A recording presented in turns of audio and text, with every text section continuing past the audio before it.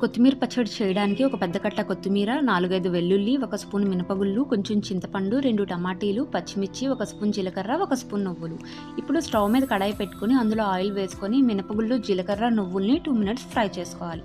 అవి ఫ్రై అయిన తర్వాత తీసేసి పచ్చిమిర్చి యాడ్ చేసుకోవాలి. పచ్చిమిర్చి ఫ్రై అయిన తర్వాత కొత్తిమీర వేసుకొని కొత్తిమీరని మెత్తగా మగ్గించుకోవాలి. పచ్చిమిర్చి అనేది మీ కారాన్ని బట్టి యాడ్ చేసుకోండి.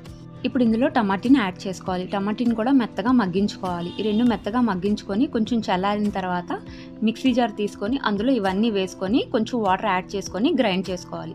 చింతపండు మీ టేస్ట్ని బట్టి యాడ్ చేసుకోండి. ఇప్పుడు ఇందులో నేను కొంచెం సాల్ట్ యాడ్ చేసుకుంటున్నాను. మీ టేస్ట్ని బట్టి సాల్ట్ యాడ్ చేసుకోండి. ఇప్పుడు దీన్ని తాలింపు పెట్టుకోవాలి. ఇప్పుడు స్టవ్ మీద కడాయి పెట్టుకుని అందులో ఆయిల్ వేసుకొని జీలకర్ర, శనగపప్పు, మినపగుళ్ళు, కొంచెం కరివేపాకు, 2, 3 ఎండుమిరపకాయలను వేసుకొని ఎర్రగా ఫ్రై అయిన తర్వాత మనం గ్రైండ్ చేసి పెట్టుకున్న పేస్ట్ని ఇందులో వేసేసుకొని 2 మినిట్స్ కలిపేసుకుంటే సరిపోతుంది. మనకి కొత్తిమీర పచ్చడి రెడీ అయిపోతుంది.